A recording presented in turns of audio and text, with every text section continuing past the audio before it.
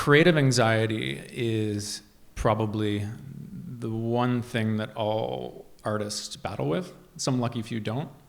I don't know if you guys encounter this at all, but when someone's watching you, especially like a client, you get tunnel vision and creativity escapes you. If you're just playing around with your friends, it's easy to find greatness. So how do you get there when it counts? That's what I want to talk about. And my path to finding that answer has gotten me the clients that I want. As a good example of this, I'm a pretty anxious person in general. I think, like I said, a lot of artists are. One day, I decided to put all my money in cryptocurrency for some reason, and I had a big shoot the next day. It was like one of the more important ones. And I woke up the next morning, and it was like when crypto was doing so well.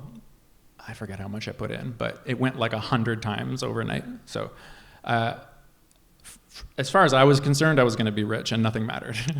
Turns out, no, crypto is not a good idea. But I woke up that morning and nothing mattered.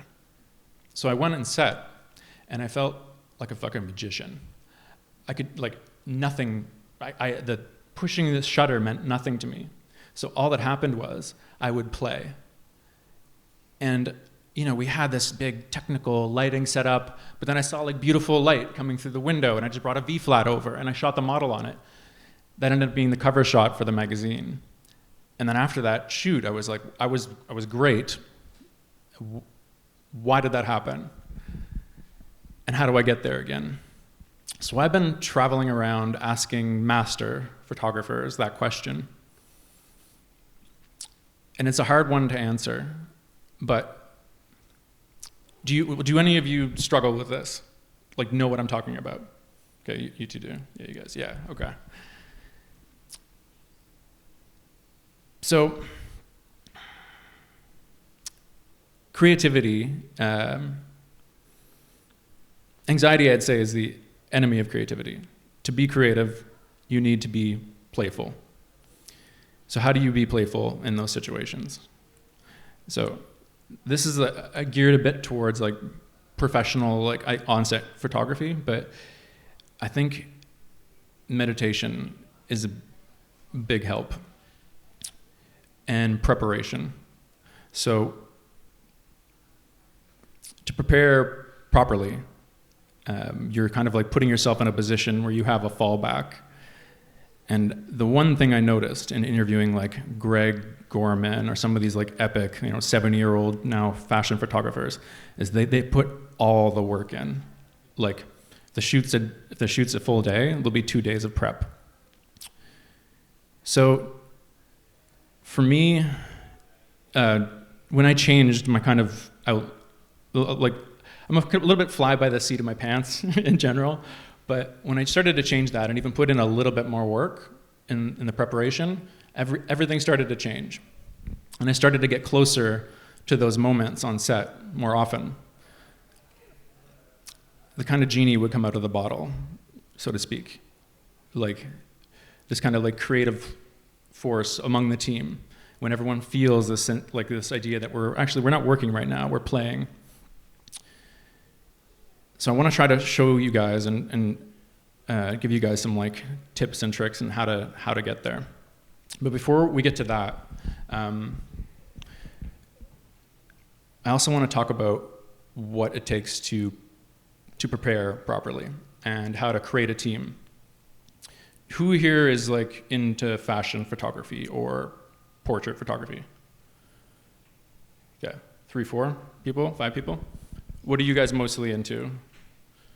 Like I saw all the photos that were submitted. There's a lot of like landscapes and everything. Is that generally street photography? Okay. I started as a street photographer actually. That's a really funny story. So I'm colorblind. I'm getting off track now. I knew this would happen, but I'm very colorblind. So I never thought I could be a photographer. And I would just like pick up my camera once in a while and screw around, shoot people. Nothing good would come of it. And then one day, one month, I went to China, and I was with my friend. There was this like billed as the most beautiful mountain range in China. We spent all this time to get there, and we're sitting in this hotel, and I want to go see this vista in the morning. So this is like, for landscape photographers, this is interesting. It was like, the sunrise is at like 5:30, and it's like an hour hike. So 3 a.m. I get up, me and the people that I'm with, and this one photographer. I'm like, okay, guys, let's go. Let's get out there. And they're like, oh, too tired. We had drank the night before. I'm like, no, we have to. Like, we have to be there for this. And it's like, we can go later. We'll show up like still at sunrise. I did it. I got up, hiked up this mountain by myself in the dark. I get there. There's no one there. I can't see anything. It's like a little cliff. So I like sit down, and there's just like a wind and nothing in front of me, just black. Over the next hour, I hear like some voices coming and stuff, and I'm like, okay, there's people arriving. The sun crests this mountain range. It's the most beautiful thing I've ever seen in my life. It was absolutely, my jaw dropped. And then I hear the sound of like 1,000 people with the same experience. And I turn around, and there's like, I can't count how many people from all over the world.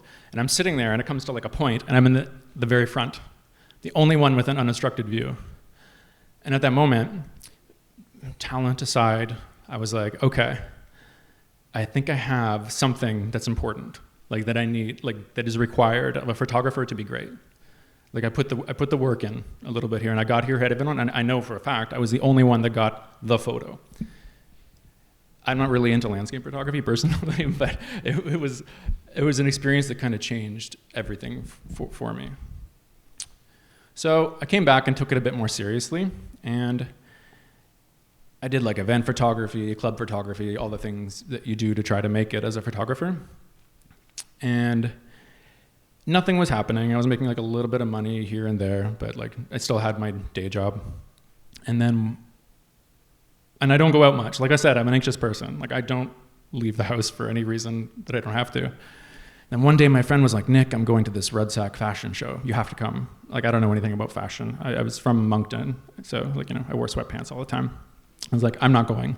She's like, Nick, you have to come. And I was like, anyway, she like goaded me into it, and I went. Showed up, they didn't even have it +1. So I was like, okay, perfect. I wasn't even supposed to be here. Like, I'm going home. She's like, okay, fine.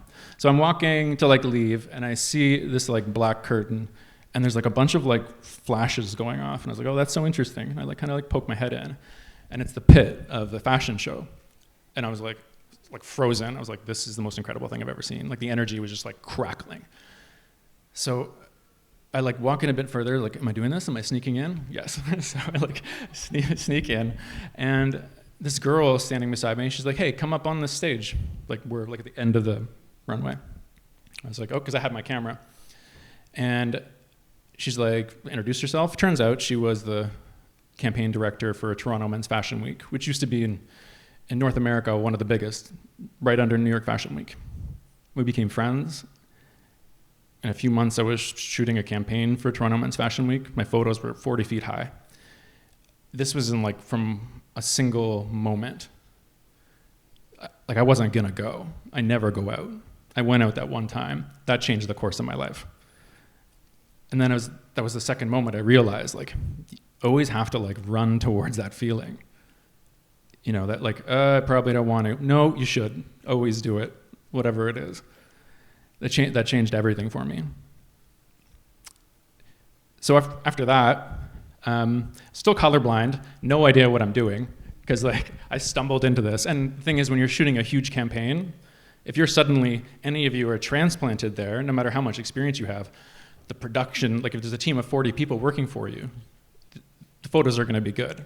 Like everything's done for you. Like you just have to pretty much point your camera and have some idea of a composition, and it's good. I wasn't even lighting the thing. So over the next couple of years, I failed every time because people would come to me and be like, oh, like Nick Merzetti, you did all these great photos for Toronto's Fashion Week, shoot my campaign. Absolutely, I will. Always say yes. Turns out I didn't know what I was doing. Like, there's so much work you have to put in to get to the point like where you can do smaller things on your own. But I kept failing and kept learning.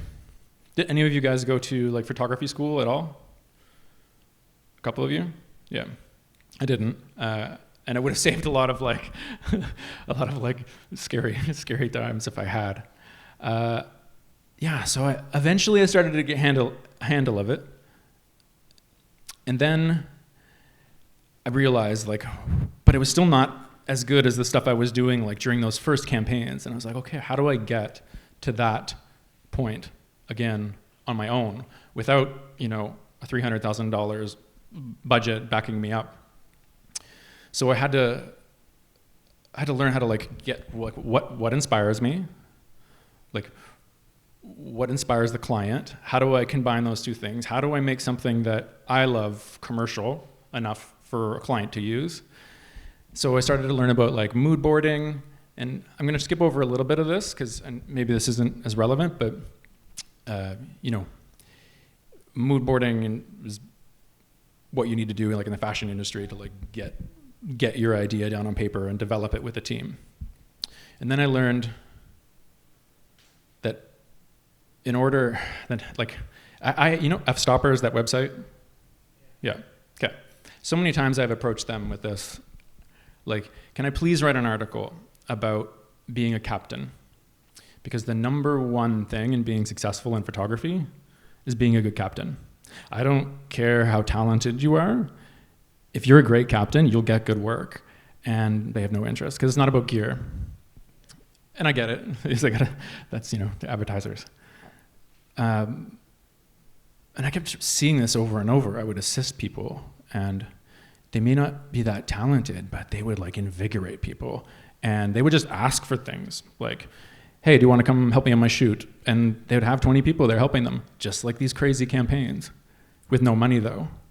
And I started to realize the great, the masters are people that inspire people and can just conjure things up. You always hear that Steve Jobs quote about how when you learn to touch reality and you can feel it and it touches you back, that's the moment. That's what these people are doing. They're just I have an idea and I'm making it happen. I am just I don't care. I don't care if I'm gonna get no's. I'm just gonna ask 40 people, get 20 people, do this. You don't wanna do it? That's okay, do this. And then they do it. Someone's going to do it for you. And you find talented people, and then suddenly you have a couple $100,000 worth of budget, worth of team behind you, or can I borrow this? And then suddenly you're producing great work for free. Once I realized that was the other time everything started to change. Hold on, lost my place. I had something important to add there. I felt like I was leading up to something good, didn't you? Oh yeah, okay.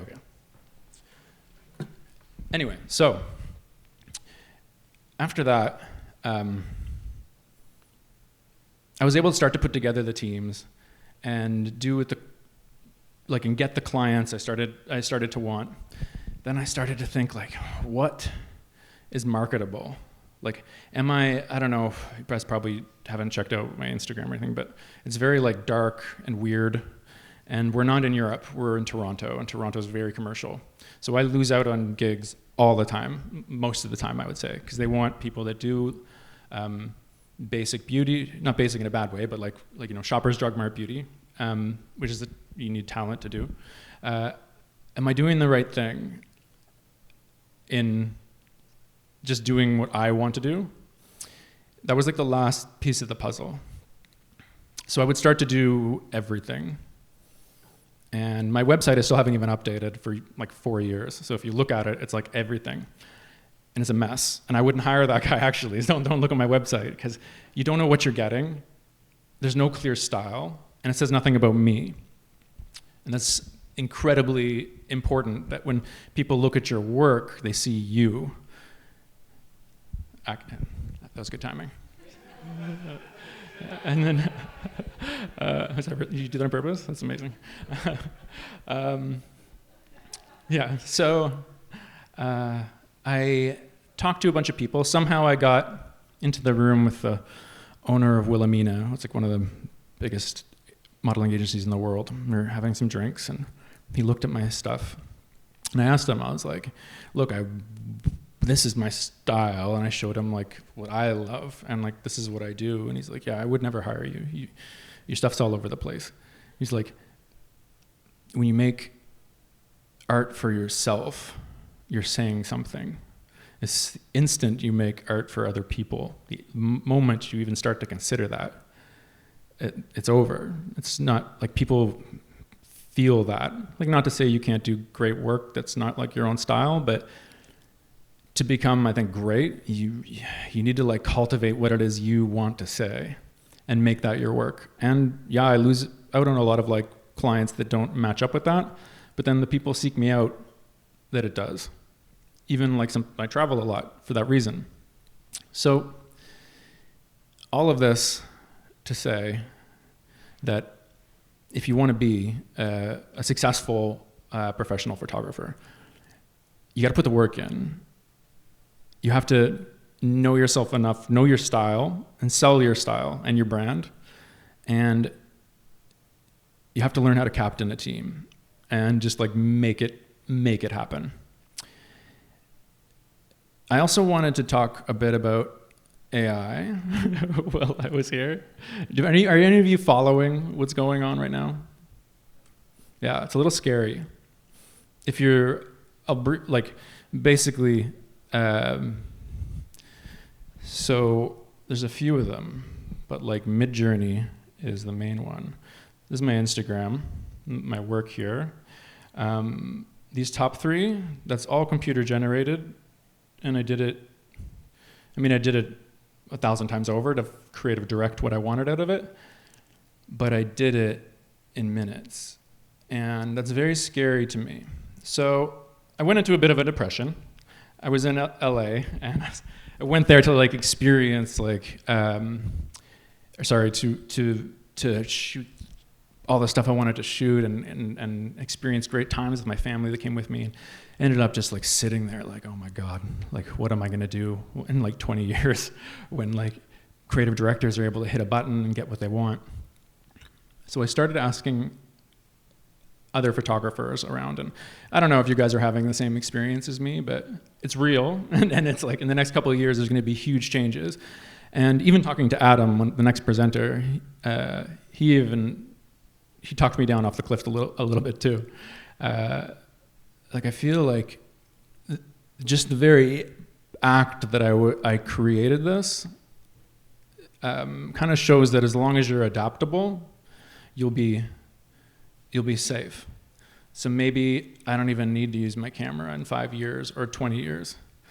Maybe I'm just creative directing. Anyway, I don't know if this pertains to you guys or you guys experience this anxiety, but yeah. I think we're safe. I might be talking to the wrong crowd about this. A lot of anxiety. Anyway, okay, hold on. Thank you, Alba. Okay, does anybody have any questions for me? Or about like some of the pictures you've seen, how I created them, etc.? Feel like there must be. Yes.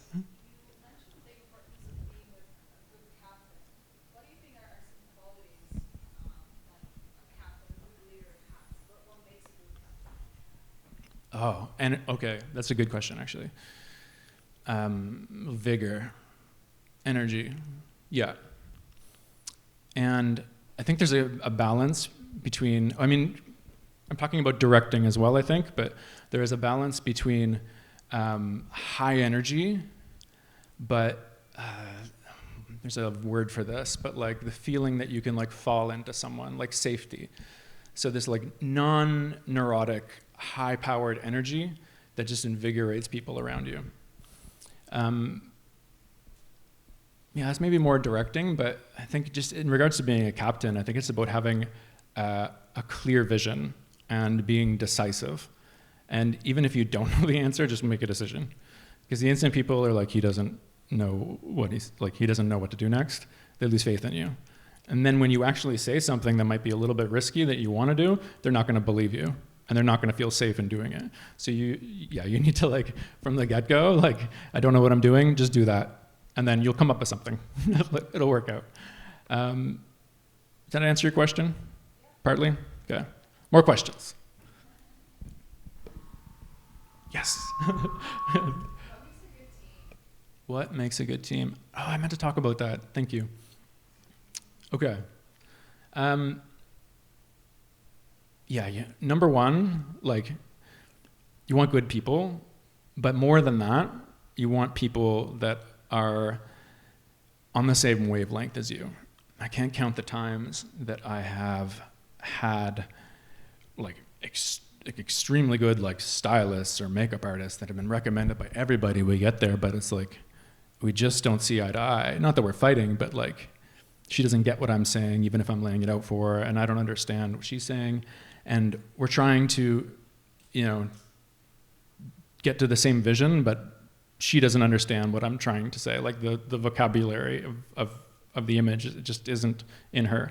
And you have to find those people. And once you find them, you like hold tight to them. Like Alba, the makeup artist I have here, who's also a fantastic director. Like you might have saw that photo of my cat at the beginning. I can't take all the credit for that because that was, this thing should be restarting. This one, yeah. That's my cat, Kurama. That was Alba's idea, the forced perspective. We were at a value village, and this is what it's like to work with a good team member. Like, she gets what I'm thinking, I get what she's thinking. She's like, oh, look at this tiny chair. We could do forced perspective, because we wanted to do like weird and a little bit like, the whole point of this photo shoot was that she was like high on mushrooms. And yeah, so we went with like grabbing the tree and stuff. It worked out really well. That actually, one of the biggest studios in the world, Pier 59 in New York, they posted it on Instagram. That also changed everything. So I owe that to Alba, because I picked the right team member. There you go. And Jasmine, the model, and we'll shoot something quickly. Also, just like fantastic energy, knows how to move, creative ideas. To build a good team, you just want the best of everybody, but that isn't aligned with your vision. And that's not everybody. Like, there'll be great people that you don't work well with. Okay, more questions. Ask me about photos, because there's so many stories behind here. That's Bella Hadid. Good story there. Oh, I will, okay. This is backstage at Fashion Week. This is another perfect example. I'm backstage at Fashion Week, and I walk into this Oscar de la Renta show, and Bella Hadid is like cordoned off, not allowed to take a photo of her, and there's like 50 photographers there. And I'm like, okay, I'm gonna do this. Somehow I'm gonna do this. So like I see her, I'm walking by her, like said something, and her security, she was eating pizza, and I had my camera, and I walked like near her, and a security guard is like, do not take her photo, and because she was like eating pizza, and I was like, I said something, and then she laughed, and she's like, probably would have been okay though, and then anyway, just like trying, like whenever I pass by with like eye contact, just to like some sort of rapport with this girl who gets shot 1 million times a day and just does not want to have her photo taken. Fast forward after 2 hours of this backstage, and they're about to go on. This is the last possible moment. There's like, this entire stage would be full of photographers. We're all cramped in a room, and Bella is sitting here just like, you can feel the energy of photographers wanting to shoot her, but not. And this like Russian security guard, this bald head, and like just staring at everybody. And I was like, how do I do this? So I just like sucked it up. And I walked over, and like I had an assistant, and we had discussed it, and I just walked over, and I was like, this is like, she's sitting down, I was like, this is me making it happen right now. Like, are you gonna help me? And she's like, yep. And we did it, and she just looked into the camera and took the photo, and the security guard grabbed me, and I got kicked out, but I got the photo. And then after that, I got into like fashion, like, what was it? What show was it? The Blondes. And so I got to shoot Paris Hilton. Got to shoot, like, that just changed everything again. That's what I was talking about when I said, like, when you feel that feeling, like a run towards it. This might be good life advice. Could be. This is like fashion editorial stuff. It's like more typical. I don't shoot like this anymore. This is when I said I started to, I tried to do everything. I don't really get like soft and beautiful and sensual. I don't really shoot that way. Never turns out like I want it to. I like this is other examples, like me trying to do that. Doesn't feel right, doesn't feel like my style. But then when I get into like darker stuff and weirder like wide angles and shooting like from below, I start to like dial into what I think is me. This is the first time I ever worked with Alba. Yep.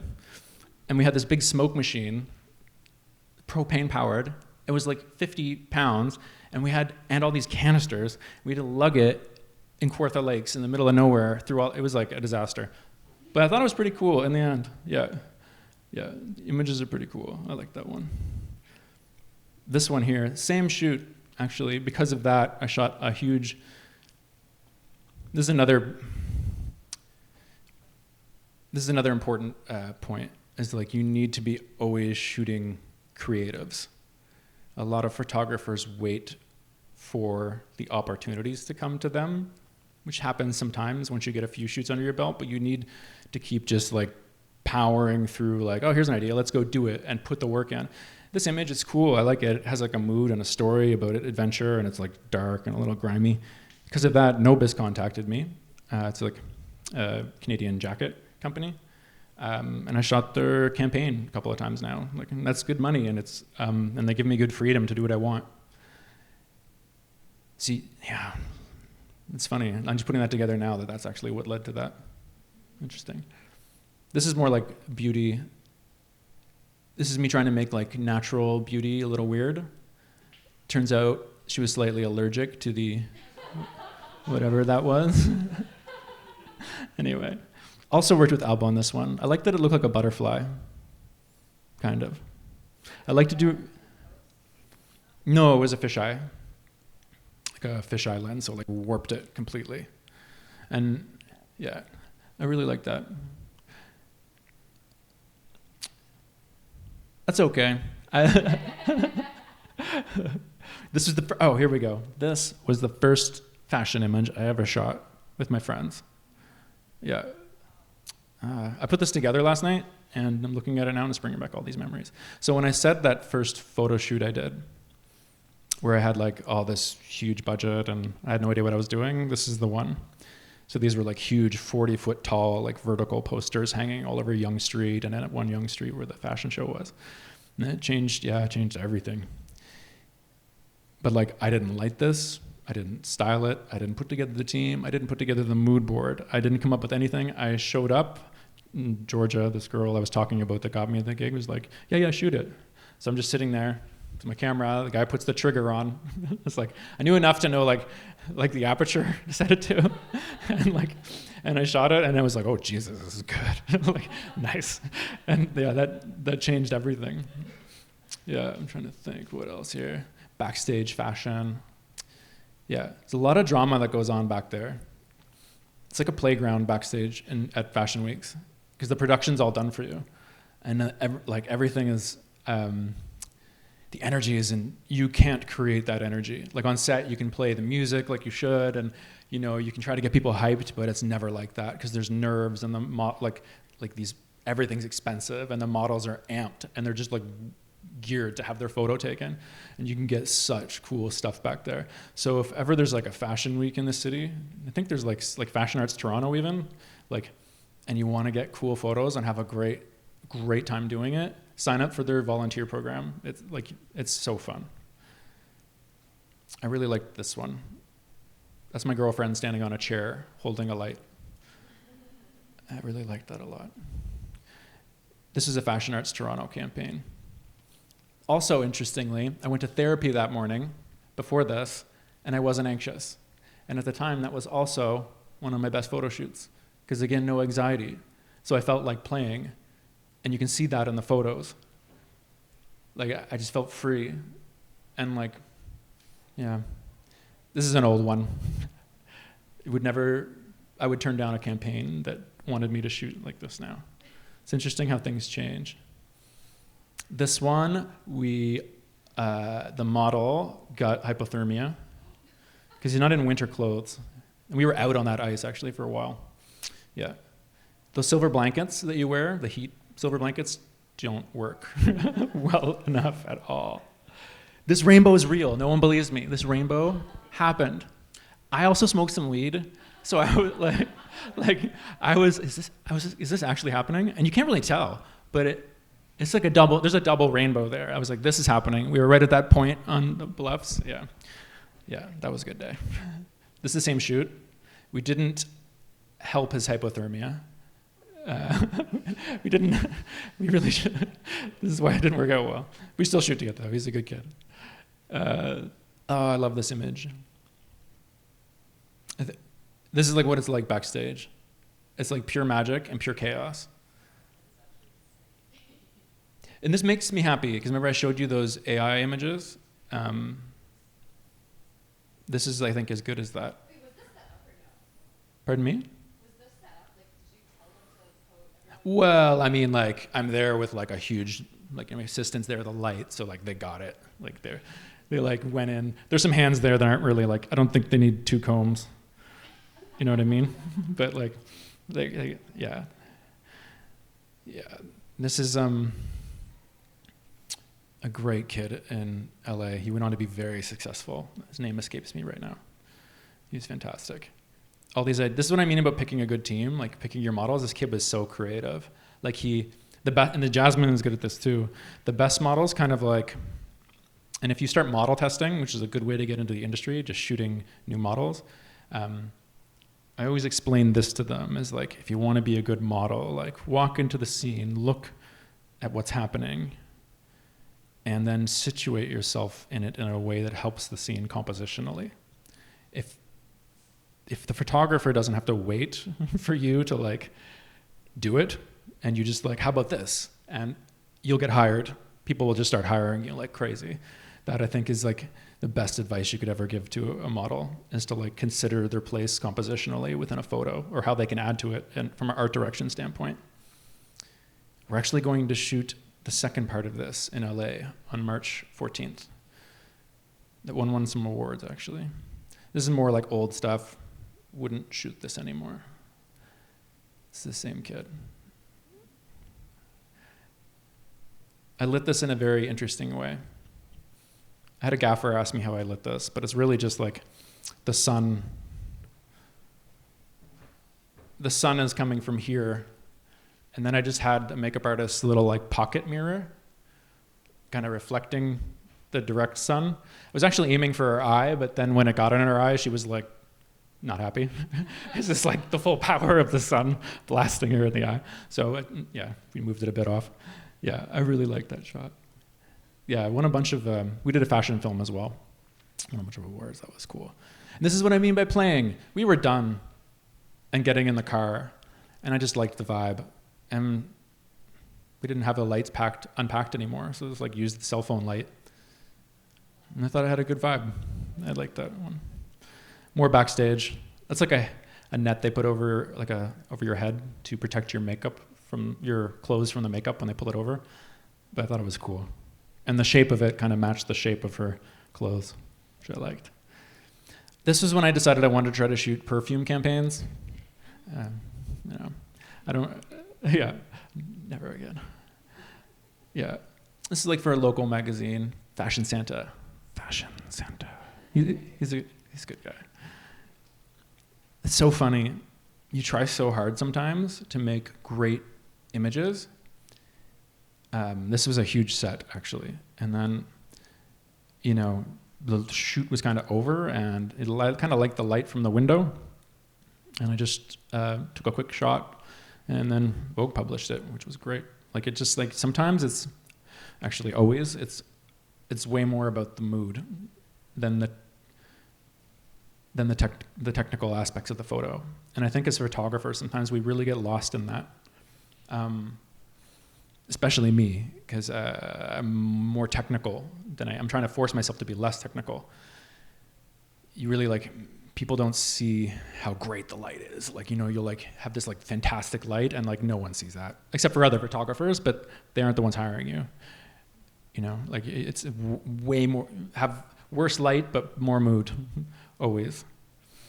Yeah, same thing, just she's not even lit, and it worked out.